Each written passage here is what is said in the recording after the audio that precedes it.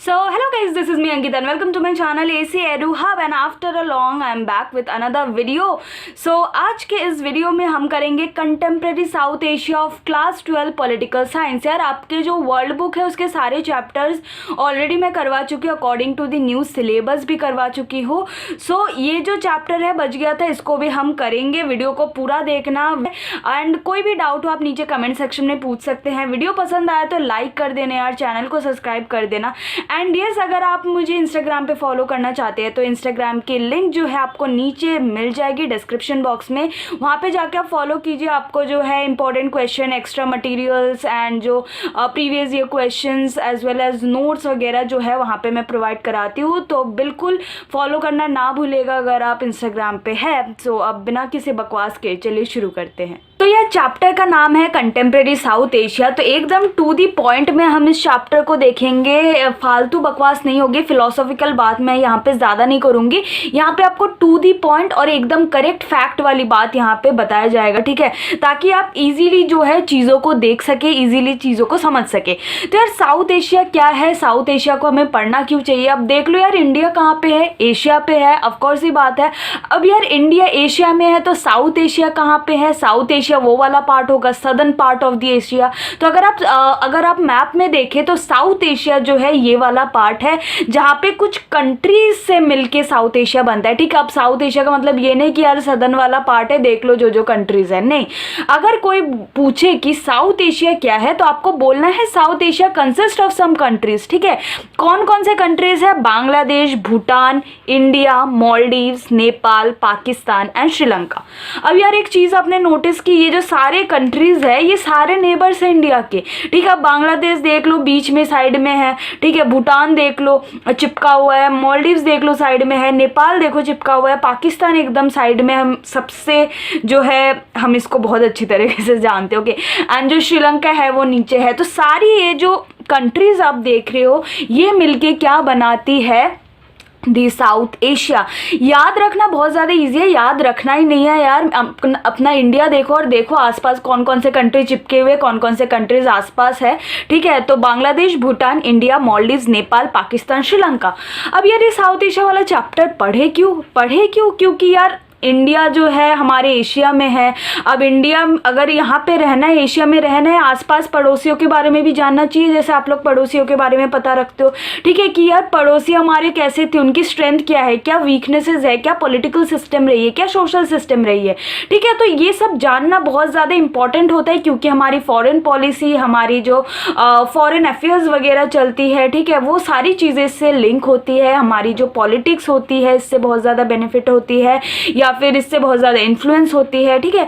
तो आसपास की चीज़ों को जानना, करंट अफेयर्स को जानना बहुत ज़्यादा इंपॉर्टेंट है। तो यार साउथ एशिया को जानना इंपॉर्टेंट है। अब यार साउथ एशिया में देखो, अब अपने इंडिया के ऊपर ही देख लो, आपको ऊपर जो है हिमालयाज मिल जाएगा, ठीक है, द लॉफ्टी हिमालयाज। उसके बाद नीचे देख लो मैप के इंडियन ओशन आपको दिख जाएगा, अरेबियन सी देख लो वेस्ट की साइड में दिख जाएगा, ठीक है।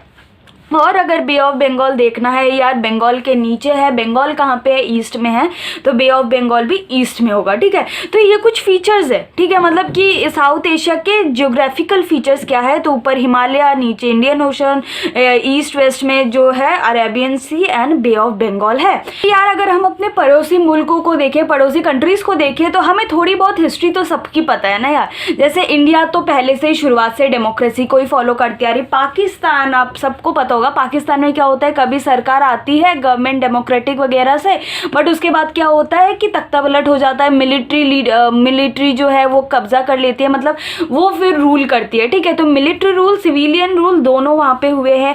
बांग्लादेश के बारे में भी आपको पता होगा, 1971 का वॉर हुआ था, बांग्लादेश वॉर। उसके बाद बांग्लादेश पाकिस्तान अलग हो गए थे, उसमें भी सेम केस है, उसमें भी एक बार मतलब इन्होंने भी military rule as well as civilian rule दोनों देखे, ठीक है। भूटान की बात करें तो भूटान एक्चुअली ना 1968 तक एक सल्तनत थी, ठीक है, राजा का शासन था वहाँ पे, बट अभी जो है ये ट्रांजिशन कर रही है मल्टी पार्टी डेमोक्रेसी में, ठीक है, मल्टी पार्टी सिस्टम ये लाए हैं अपना, ठीक है। उसके and it was transform into a republic with presidential form of government है वहाँ पे, ओके।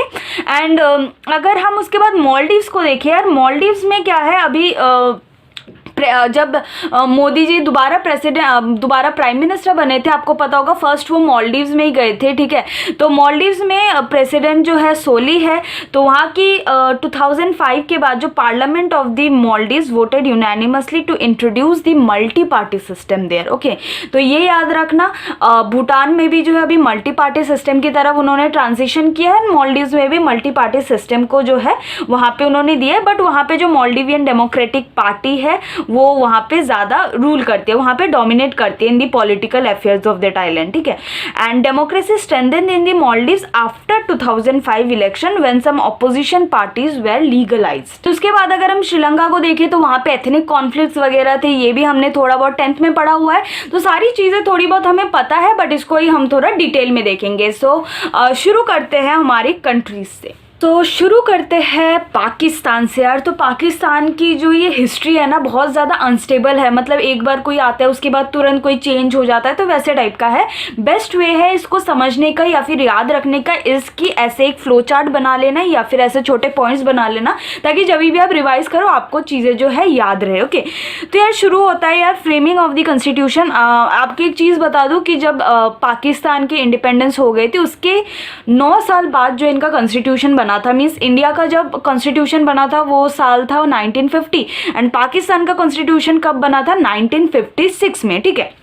अब 1956 में कॉन्स्टिट्यूशन बनता है, उसके बाद जो जनरल आयूब खान है, याद रखना first name, general Ayub Khan took over the administration of the country, ठीक है। फर्स्ट कौन बनते हैं जनरल, कौन एडमिनिस्ट्रेशन संभालता है, जनरल आयूब खान, जो कि इस एडमिनिस्ट्रेशन को संभालता है, एंड द फर्स्ट वन, ठीक है। बट उस टाइम में क्या होता है, बहुत ज़्यादा डिसैटिस्फैक्शन हो जाता है लोगों को उनके रूल से, लोगों को पसंद ही नहीं आता ये लोग। तो उसके बाद दोबारा क्या होता है, this gave rise to the military take over of general Yahya Khan. अब जनरल याहिया खान जो है ये मिलिट्री थे, ठीक है। एंड फिर इनको चेंज करके क्या आया, मिलिट्री रूल। तो यहाँ पे क्या आया, मैं लिख देती हूँ ताकि यू कैन रिमेंबर, ठीक है। मिलिट्री रूल यहाँ पे आया, ठीक है। फर्स्ट जनरल आयूब खान, उनसे लोग मतलब डिसैटिस्फाइड थे, तो कौन आ गया, मिलिट्री टेक ओवर हो गया, that is general Yahya Khan.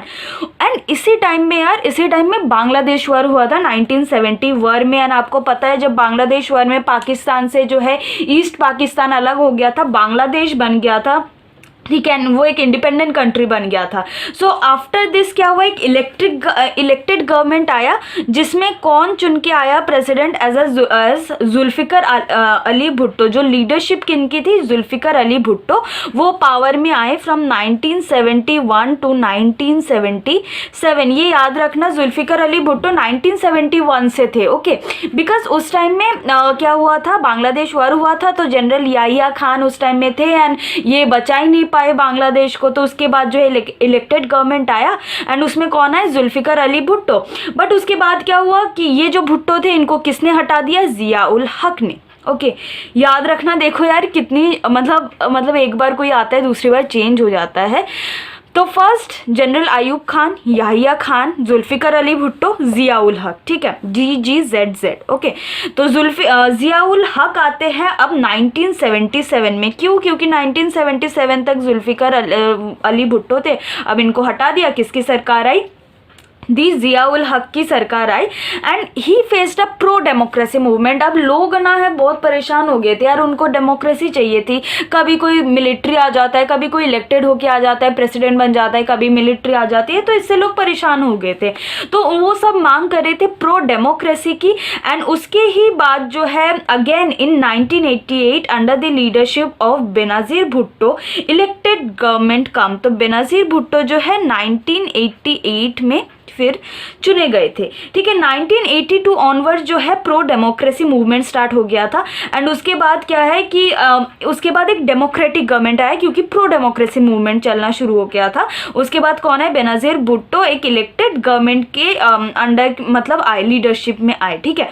तो इन दिस पीरियड ये जो पाकिस्तानी पॉलिटिक्स थी ना, इसमें दो मेन पार्टीज कौन सी थी पता है, एक तो हो गया पाकिस्तान पीपल्स पार्टी, ठीक है, और एक है मुस्लिम लीग, जो इंडिया से ब्रोकअप करके, जिसने इंडिया से ये मांग की थी, ऑटोनॉमी की मांग की थी, ठीक है, कि हमें एक अलग पाकिस्तान चाहिए क्योंकि इंडिया में 2 टाइप के लोग रहते हैं, वही मुस्लिम लीग एंड पाकिस्तान पीपल्स पार्टी, ये दो पार्टी थी। इसके बाद क्या हुआ यार, ये जो डेमोक्रेसी की मांग थी, डेमोक्रेटिक गवर्नमेंट था, वो 1990 तक ही टिक पाया था। उसके बाद नवाज शरीफ को हटा के कौन जनरल जो मिलिट्री रूल दोबारा आ गया था under the leadership of general Pervez Musharraf.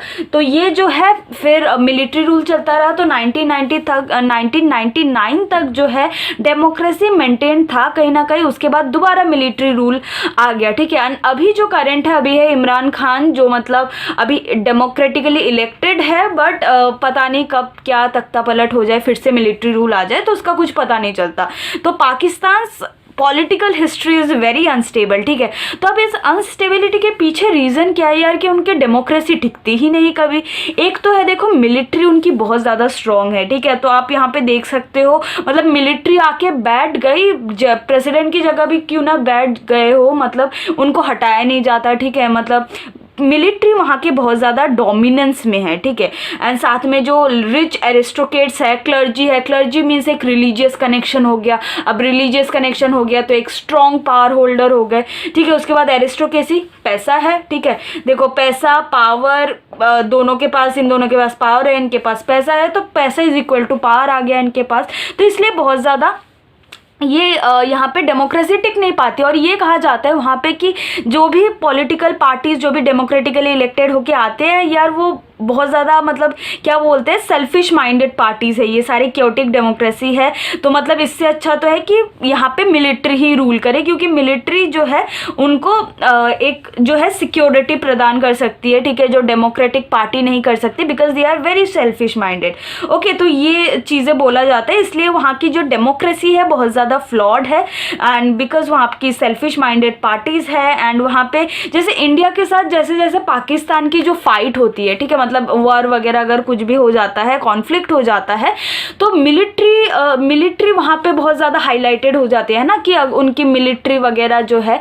तो इस वजह से लोगों को लगता है कि यार इंडिया पाकिस्तान कॉन्फ्लिक्ट में या कोई भी कॉन्फ्लिक्ट वगैरह हो जाता है तो मिलिट्री इतना हमारा स्ट्रांग है एंड गवर्नमेंट जो है ये इतना नहीं काम कर पाएगी। तो मिलिट्री वहाँ पे कहीं ना कहीं जो है स्ट्रांग है।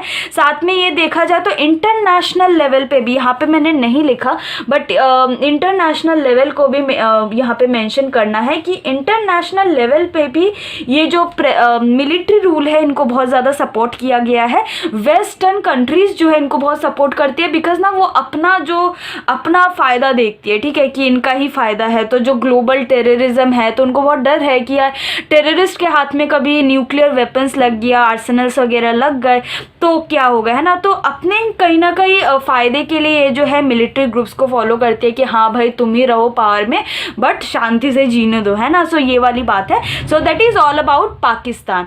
तो यहाँ पे आप लोग फ्लो चार्ट बना सकते हो, हल्का 2 पॉइंट ये सारे ऐसे पॉइंट्स बना सकते हो ताकि आप लोगों को ईजिली याद रहे। Now moving on to the Bangladesh. तो बांग्लादेश के बारे में देखते हैं, बांग्लादेश का क्या हुआ था।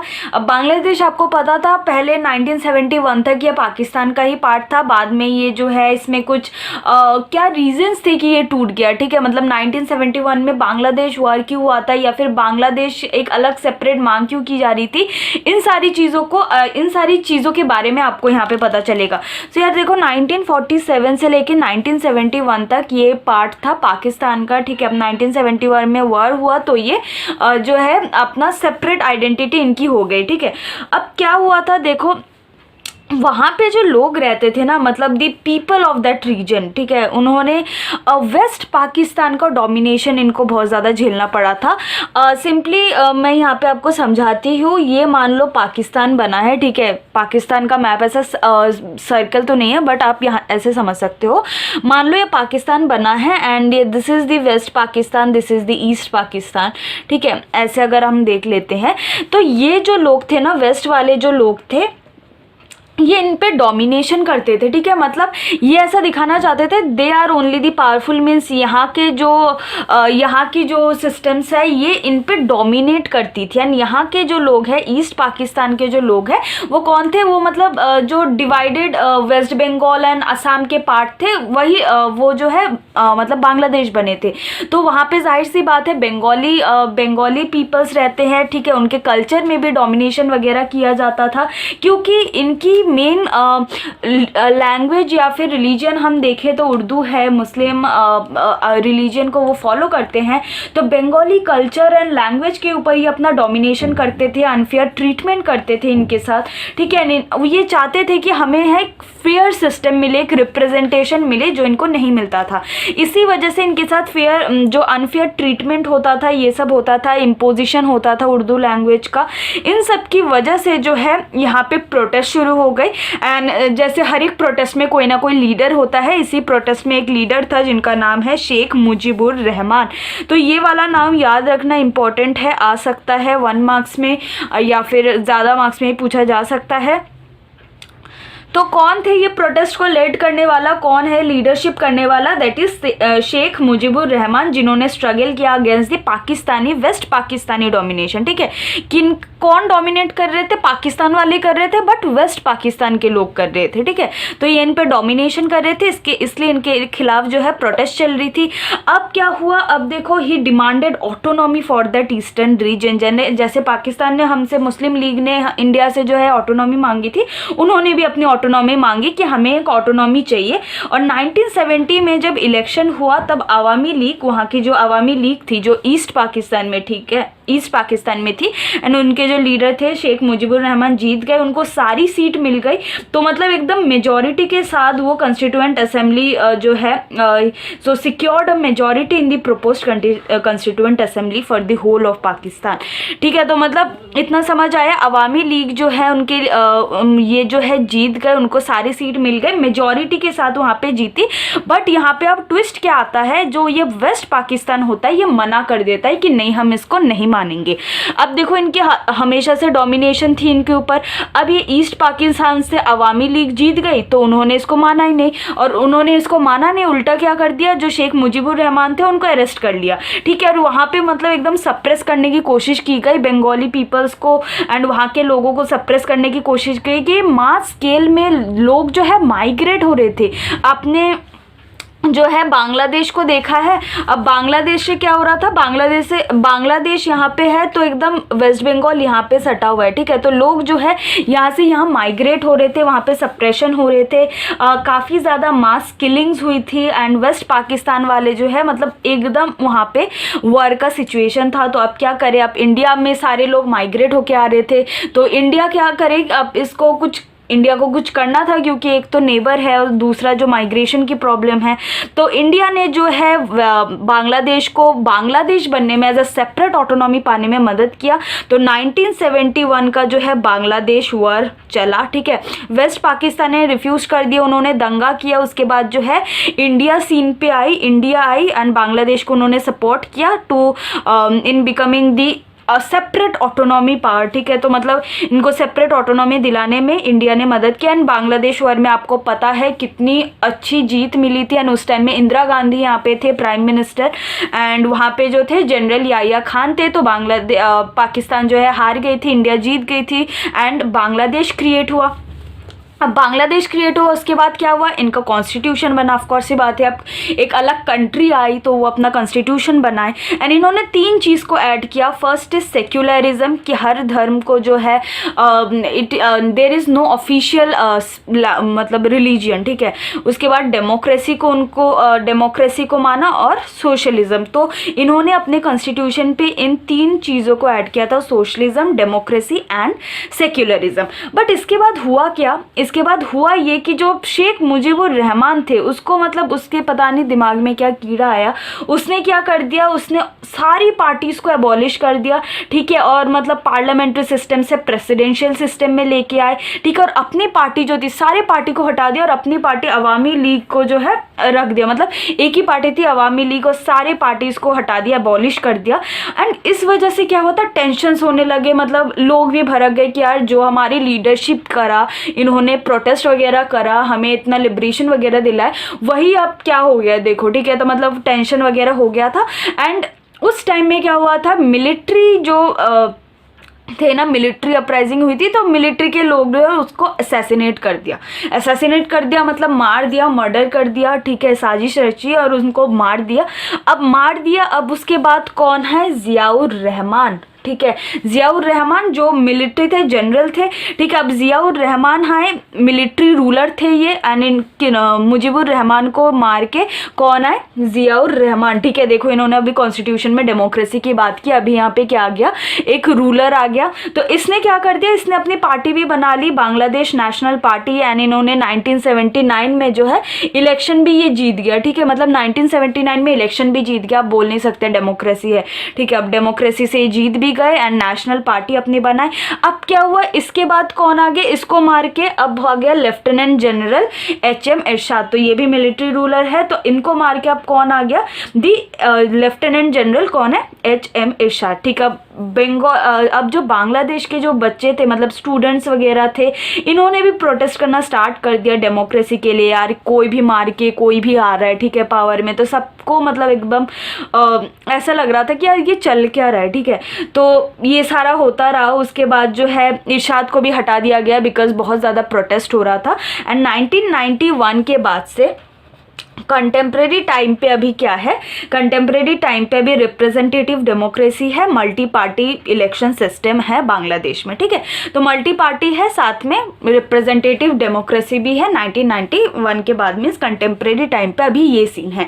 तो आपने ये देखा हिस्ट्री की पहले क्या क्या प्रोटेस्ट हुआ, उसके बाद जो है ये जो मुजीबुर रहमान थे इसका दिमाग जो है घूम गया। उसके बाद आप देख सकते हो ज़ियाउर रहमान आए, फिर HM इरशाद आए, एंड उसके बाद जो है क्या हुआ कि इनको भी हटा दिया गया प्रोटेस्ट की वजह से। इसके बाद अभी जो है रिप्रेजेंटेटिव डेमोक्रेसी है एंड साथ में जो है मल्टी पार्टी इलेक्शन सिस्टम है। Then that is all about the Bangladesh history. Moving on to Nepal. तो नेपाल का जो है हमने सबने सुना होगा कि वहाँ पे राजा हुआ करता था, ठीक है। तो हाँ, ये बात सच है कि वहाँ पे राजा हुआ करता था। तो नेपाल में जो है पास्ट में हिंदू किंगडम थी, ठीक है। नेपाल पहले पास्ट में एक हिंदू किंगडम थी और उसके बाद जाके कॉन्स्टिट्यूशनल मोनार्की बनी।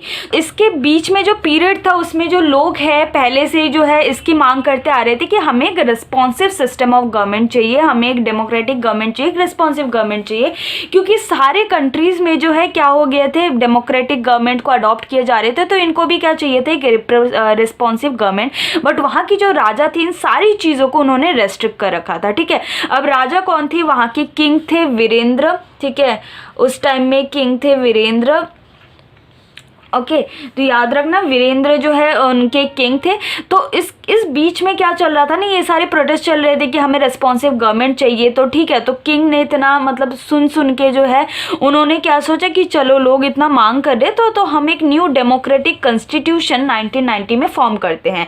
तो उन्होंने एक 1990 में न्यू डेमोक्रेटिक कॉन्स्टिट्यूशन उन्होंने जो है क्रिएट किया, मतलब इनके जो डिमांड्स थे उनको एक्सेप्ट किया उन्होंने, ठीक है। बट ये जो डेमोक्रेटिक गवर्नमेंट जो इन्होंने बनाई ना, ठीक है, ये ज़्यादा दिन टिकी नहीं बिकॉज ये शॉर्ट था एंड ट्रबल्ड था। मतलब राजा ने ये मांग तो पूरी कर दी बट ये ज़्यादा दिन टिक ही नहीं पाया। उसके बाद यहाँ पे और एक जो है किरदार का जो है पेश होता है, दैट इज़ माओइस्ट, ठीक है। माओइज्म वगैरह आपने सुना होगा। तो माओइज्म, इनका माओइस्ट जो थे वो हमेशा चाहते थे कि मतलब आर्म्ड इंसरेक्शन में वो मानते थे, ठीक है। मतलब क्या बोलते थे, वायलेंट चीज़ों को वो ज़्यादा प्रेफर करते थे। तो कॉन्फ्लिक्ट करना, गुरिल्ला वॉरफेयर करना, आर्म्ड फोर्स, ठीक है। आर्म फोर्स मतलब हथियार लेके हमला करना किंग पे, ये सारी चीज़ें जो है इनकी माइंडसेट में थी। तो उस टाइम में ना एक मतलब ट्रायंगल जैसा हो गया था। एक तरफ थे डेमोक्रेट्स, ठीक है, मतलब जो ये लोग जो मांग कर रहे थे, जो लोग थे जो मांग कर रहे थे for a responsive government, democratic government थे। दूसरी तरफ थे माओइस्ट। ये माओइस्ट क्या थे, ये अपने इन्फ्लुएंस जताना चाहते थे, ठीक है। मतलब इन्फ्लुएंस कैसे, in the sense of armed forces और गुरिल्ला वॉरफेयर, कॉन्फ्लिक्ट करके, वायलेंट मूवमेंट्स करके, तो ऐसे करके ये अपना जताना चाहते थे। उधर थे मोनार्किस्ट फोर्स में, मोनार्की जो राजा के जो फोर्सेस थे वो थे जो नहीं चाहते थे कि ये सब हो, ठीक है। तो वहाँ पे एक ट्रायंगल शेप फॉर्म हो गया था, यहाँ पे मोनार्की, यहाँ पे डेमोक्रेट्स एंड यहाँ पे माओइस्ट, ठीक है। तो सबके अलग अलग विचार थे, कोई चाहता था, कोई नहीं चाहता था, कोई अपनी इन्फ्लुएंस करना चाहता था, ये सब चल रहा था।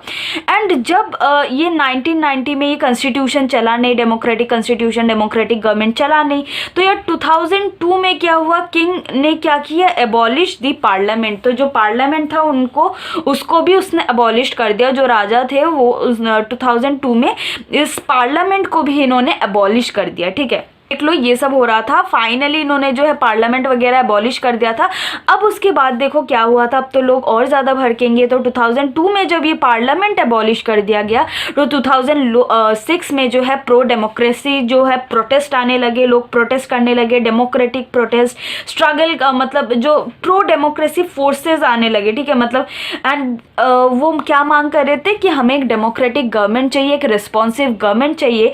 एंड उनको फर्स्ट विक्ट्री पता है कब मिली, जब राजा ने दोबारा इस हाउस ऑफ रिप्रेजेंटेटिव्स को या पार्लियामेंट को जो है दोबारा इन्होंने मतलब दोबारा इन्होंने रिस्टोर कर लिया था। तो इस प्रोटेस्ट के बाद क्या हुआ था, रिस्टोर ऑफ द पार्लियामेंट, ठीक है, रिस्टोरेशन ऑफ पार्लियामेंट। तो ये इनकी एक फर्स्ट सक्सेस थी, फर्स्ट विक्ट्री थी। तो यहाँ से मैं फिर बता देती हूँ, पहले तो है हिंदू किंगडम था, मतलब मोनार्की का ही रूल था। उसके बाद जो है लोग डिमांड करने लगे हमें चाहिए, हमें एक रिस्पॉन्सिव गवर्नमेंट चाहिए। तो 1990 में एक डेमोक्रेटिक कॉन्स्टिट्यूशन, डेमोक्रेटिक गवर्नमेंट बना दिया गया था, बट वो ज़्यादा दिन टिका नहीं। एंड 2002 में फाइनली पार्लियामेंट वगैरह को भी अबॉलिश कर दिया गया, जिसके वजह से और भी ज़्यादा प्रोटेस्ट होने लगे। एंड उस प्रोटेस्ट की वजह से दोबारा जो है 2002 में जिसको अबॉलिश कर दिया गया था उसको दोबारा रिस्टोर किया गया। एंड यहाँ पे एक और पार्टी का नाम जो आपने पहले भी सुना होगा 78 में, that is SPS 7 party alliance. तो इनका मेजर रोल था, इन्होंने जो है 7 पार्टी अलायंस प्लस माओइस्ट जो थे, सोशल एक्टिविस्ट जो थे, सबने मिलके नॉन वायलेंट मूवमेंट शुरू किए थे, ठीक है, इसके खिलाफ, ताकि ये सब एक रिस्पॉन्सिव गवर्नमेंट हमें मिल सके। एंड फाइनली जाके राजा ने जो है 2006 में दोबारा इसको रिस्टोर कर दिया था। अब नेपाल की जो ये ट्रांजिशन है डेमोक्रेसी की तरफ, ये पूरा कंप्लीट नहीं है, ठीक है, बिकॉज वहाँ के काफ़ी सारे लोग हैं, काफ़ियों का बहुत कुछ मानना है। तो Nepal is still under going a unique movement in the history, मतलब अभी भी चल रहा है। जैसे वहाँ पे कुछ लोगों का मानना है कि ठीक है राजा है तो सही है, राजा को रहना चाहिए। कुछ लोग मानते हैं कि इंडियन गवर्नमेंट जैसे माओइस्ट है, उनका मानना है कि मतलब वो सस्पिशियस है अबाउट द इंडियन गवर्नमेंट्स के, क्या फ्यूचर में इंडियन गवर्नमेंट्स कैसे इन्फ्लुएंस करेंगी। तो सबकी जो है अलग अलग राय है। अभी भी जो है एक कंप्लीट डेमोक्रेसी हम इसको नहीं कह सकते, still it's a constitutional monarchy and ऐसी है इसकी हिस्ट्री। सो बहुत ज़्यादा लॉन्ग नहीं है, बट बहुत ज़्यादा इंटरेस्टिंग है कि कैसे प्रोटेस्ट वगैरह करके राजा दोबारा इसको रिस्टोर कर देता है। ओके, इसके बाद लास्टली बात करते हैं श्रीलंका के बारे में। तो यार श्रीलंका को तो पहले से ही डेमोक्रेसी वगैरह थी, लाइक जब उनकी इंडिपेंडेंस हुई थी 1948, yes 1 year after India got independence. तो इंडिया 1947 में उनको इंडिपेंडेंस मिली इंडिया को, एंड 1948 में श्रीलंका को इंडिपेंडेंस मिल गई थी, ठीक है। तो डेमोक्रेसी वगैरह की प्रॉब्लम, पॉलिटिकल प्रॉब्लम वहाँ पे थी नहीं, ठीक है। तो मतलब यहाँ पे कोई लोग वो प्रोटेस्ट नहीं कर रहे गवर्नमेंट के लिए, बट यहाँ पे एक कॉन्फ्लिक्ट थी between 2 ethnic groups, that is Sinhala and Tamils. अब सिन्हला कौन, देखो ये जो सिन्हलाज है ये वहाँ के लोग थे, श्रीलंका के लोग थे, एंड श्रीलंका को पहले सिलोन भी बोला जाता था, ठीक है। तो it was dominated by this group Sinhala, ठीक है, ये सिन्हला ग्रुप थी। एंड ये तमिल्स जो थे ये इंडियन तमिल्स थे, जो कि वहाँ पे माइग्रेट होके गए थे। इवन आफ्टर इंडिपेंडेंस वो वहाँ पे ही रह गए, सेटल हो गए, बिकॉज वो माइग्रेट होके गए थे इंडिपेंडेंस से पहले, ठीक है। एंड जो मतलब वहाँ पे एज ए लेबर काम करने गए हो या फिर कैसे भी गए हो, तो वहाँ पे जो सेटल हो गए वो इंडियन तमिल्स भी वहाँ पे कुछ पॉपुलेशन वहाँ पे है। अब प्रॉब्लम यहाँ पे ये आती है, जो सिन्हला ग्रुप थे ये इन पे डोमिनेशन करते हैं, इनके साथ जो है अनफेयर ट्रीटमेंट करते हैं, इन पे डोमिनेंस करते हैं। तो जो सिन्हला नेशनलिस्ट है वो सोचते थे कि Sri Lanka should not give concession to the Tamil because Sri Lanka belongs to them. तो इनका ये जो मानना था ना, ये सिन्हला उनकी मतलब वहाँ की ही कम्युनिटी है एंड डोमिनेटेड कम्युनिटी है with larger population, percentage of population. तो इनका मानना ये था, ये जो सिन्हला नेशनलिस्ट थे, इनका मानना ये था हमें तमिल्स को कोई भी कंसेशन नहीं देना चाहिए, बिकॉज सिन्हला हम बिलोंग करते हैं सिन्हला से, तो इनको कोई कंसेशन वगैरह नहीं देना चाहिए, ठीक है। बट तमिल्स भी वहाँ पे रह रहे थे, सेटल हो गए थे, आफ्टर इंडिपेंडेंस भी वो वहीं पे रहते थे, इनके साथ बहुत ज़्यादा नेग्लिजेंसी दिखाया जा रहा था। तो इससे अब क्या हुआ यार, कोई कितने दिनों तक सह सकता है, तो कितने सालों तक सह सकता है। तो यहाँ पे भी नेशनलिज्म शुरू हो गई, तमिल नेशनलिज्म, ठीक है। तो यहाँ पे भी जो है शुरू हो गया। 1983 ऑनवर्ड जो यहाँ पे एक मिलिट्री ऑर्गेनाइजेशन भी इन्होंने बना ली थी जिसको कहते हैं LTTE, लिबरेशन ऑफ तमिल इलम। एंड ये क्या इनका डिमांड क्या था, to have a separate state या फिर सेपरेट उनको ऑटोनॉमी चाहिए थी एज अ तमिल इलम। ठीक है, तो वो अलग से एक तमिल इलम की बात कर रहे थे एंड इनका मतलब ये एम था कि हमें एक अलग सा तमिल इलम दे दो क्योंकि आप तो यहाँ पे इतने नेग्लिजेंस कर रहे हो या फिर इतना हम पे डोमिनेशन कर रहे हो। तो LTTE जो है वहाँ की एक मिलिटेंट ऑर्गेनाइजेशन है जो तमिल नेशनलिस्ट ने शुरू किया था and it has fighting as an armed struggle with the army of Sri Lanka. तो श्रीलंका के जो आर्मीज थी उनके साथ ये लड़ रहे थे just to fulfil their demand of Tamil Eelam. ठीक है, उनको एक अलग से अपना कंट्री चाहिए था एज अ तमिल इलम। तो अब LTT जो है controls the north east part of Sri Lanka.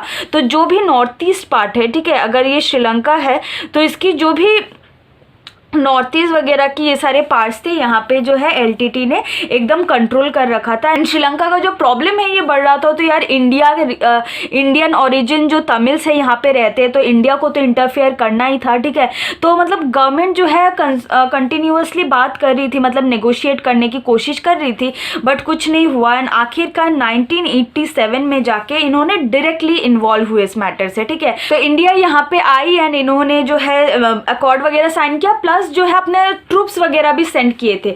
तो ये जो सारी चीज़ें हैं ना, मतलब ये जो सारी चीज़ें हो रही थी कि इंडिया आ रही थी, साइन कर रही थी, पैक्ट अकॉर्ड इन्होंने साइन किया, अपने ट्रूप्स भी भेज रहे, तो श्रीलंका को ये लगा कि यार ये हमारे कंट्री में जो है इंटरफेयर कर रहा है, हमारे इंटरनल अफेयर्स में इंटरफेयर कर रहा है। तो मामला ये हुआ। ठीक है, तो गवर्नमेंट ऑफ इंडिया आई तो छुड़ाने के लिए, मतलब नेगोशिएट करने के लिए, ठीक है, अकॉर्ड वगैरह साइन किया, अपने ट्रूप्स भी भेजे, बट श्रीलंका को ये लगने लगा कि ये हमारी इंटरफेयर कर रहा है हमारे इंटरनल मैटर्स में।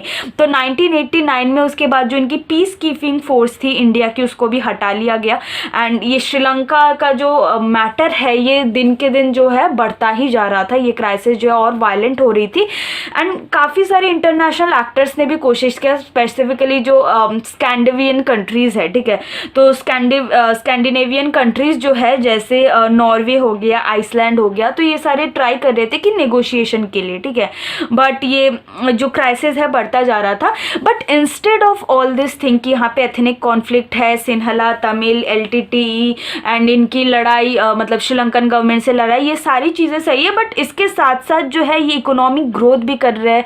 ठीक है, एंड ये एक फर्स्ट कंट्री है जिन्होंने सक्सेसफुली अपने पॉपुलेशन ग्रोथ को रोका है, साथ में जो है अपनी जो इकोनॉमी है इसको लिबरलाइज किया है। इनकी GDP जो है हाईएस्ट है, it has the highest since the, मतलब सिविल वॉर के टाइम के। ठीक है, right from the civil war इनकी GDP बहुत अच्छी है। तो despite all this internal conflicts and everything ये बहुत अच्छा ग्रो कर रहे हैं अभी के टाइम में। तो अगर हम अभी देखें इंटरनल कॉन्फ्लिक्ट के बाद भी जो है ये अपना जो डेमोक्रेटिक पॉलिटिकल सिस्टम है, ठीक है, उसको इन्होंने जाने नहीं दिया। डेमोक्रेटिक पॉलिटिकल सिस्टम अभी भी है, अभी भी उन्होंने उसको मेंटेन कर रखा है। So that is all about Sri Lanka, जहाँ पे हमने पढ़ा about the ethnic conflict and not about political conflicts वगैरह। ठीक है, तो डेमोक्रेसी अभी भी यहाँ पे है, लोगों को डेमोक्रेसी की मांग नहीं करनी पड़ी। बट यहाँ पे बीच में इंडिया आई थी नेगोशिएट करने के लिए, बट हो नहीं पाया, तो ये क्राइसिस जो है वहाँ पे फिर से बढ़ ही रही थी। बट इसके साथ साथ जो है इनकी डेवलपमेंट भी काफ़ी अच्छी हो रही थी। So that is all about the part 1, जहाँ पे हमने श्रीलंका के बारे में, बांग्लादेश, पाकिस्तान, नेपाल के बारे में बात किया, अबाउट साउथ एशिया के बारे में बात किया। एंड अगले पार्ट में हम बात करेंगे 2 टॉपिक्स की, that is India Pakistan conflict and India's relation with other neighbouring countries. ठीक है, तो वो भी पार्ट बहुत ज़्यादा इंपॉर्टेंट होने वाला है, जहाँ में से क्वेश्चन आता है, फुल फ्लेजेड 6 मार्क्स का क्वेश्चन आ सकता है। सो उस पार्ट को भी मिस मत करना। तो that is all for the video. बताओ नीचे कमेंट सेक्शन में कि वीडियो कैसा लगा। अगर वीडियो पसंद आए तो यार लाइक कर देना, चैनल को सब्सक्राइब कर देना ना। मिलते हैं अगले वीडियो में, till then stay tuned, bye bye.